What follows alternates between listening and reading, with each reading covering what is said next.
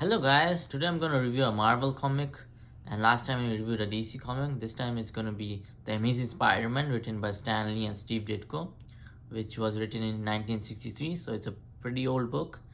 Even though it's an old book, the art is amazing of this cover. This is where the Fantastic Four is fighting Spider-Man. Spider-Man is locked in their house, and some misunderstanding. Like the chameleon becomes Spider-Man, the Fantastic Four doesn't know who's the real Spider-Man. So that's how the first issue starts. So this artwork is pretty amazing. You can see the Fantastic Four. You can see Uncle Ben, Reed Richards, Susan Storm, and Spider-Man, and also Johnny, like what's it called? So the Human Torch. Yeah.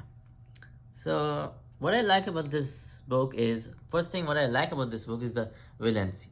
10 issues and there's multiple villains that Stanley and Steve Ditko created, like Sandman, very imaginative villain, Octopus, Chameleon, Electro, and even Mysterio and Kraven the Hunter, and one time, and in the end of 27th issue there's also Goblin, the arch enemies of Spider-Man. But I want to show you a iconic scene of Spider-Man. Let me just go to my iPad and show you.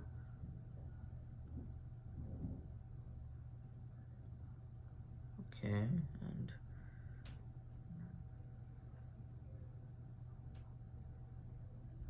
okay, so this is the Spider-Man iconic image is which was drawn by Steve Ditko, and it's one of the famous Spider-Man um, image. So it's the famous art. This one is where Spider-Man is locked in a hole, like everything is crashed on him. He's fighting Dr. Octopus, and he wants to get the medicine for his Aunt May, who is in the hospital, who needs medicine. So you see how Spider-Man is very strong here. He's under a lot of tons of build-in, but he still gets out of this situation by being strong and trying to not give up as he's trying to not give up. And this is the movie has captured this amazing the movie Spider-Man Homecoming, when he fights Vulture and he gets crushed by a lot of buildings or a lot of cement. And now in the movie they show how he tries to bring confidence to himself and get out of the hole or the stuck place he's in. But anyway, this is Steve Ditko's best drawing, and it's an iconic Spider-Man image drawn.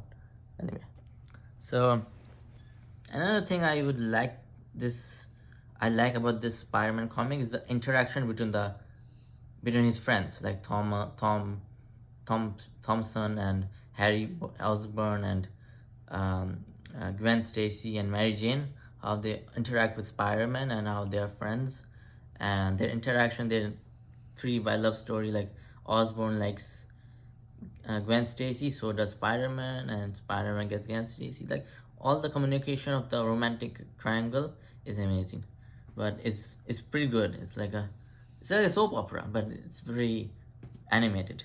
Anyway, so the best villain that I think in this whole issue is the Kingpin, because after Spider-Man comes in the Kingpin, after Kingpin comes in the Spider-Man comic. Wait, just let me show you. 1 second.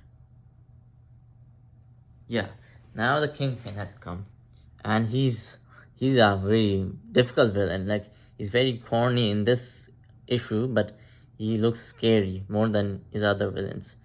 And one thing I don't like about Spider-Man, like no, not Spider-Man, but this series is how each plot is similar to the other one. Like 10 issues, each being the same plot as each issue with the different villain, but same plot.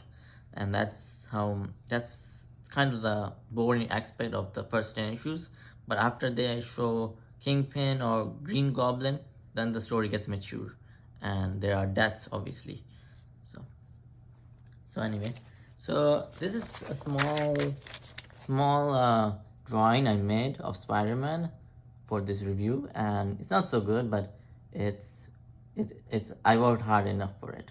So anyway, I do hope you appreciate my drawing, and well, that's all for today. I'll give this Amazing Spider-Man comic book at least 8 or 9 stars.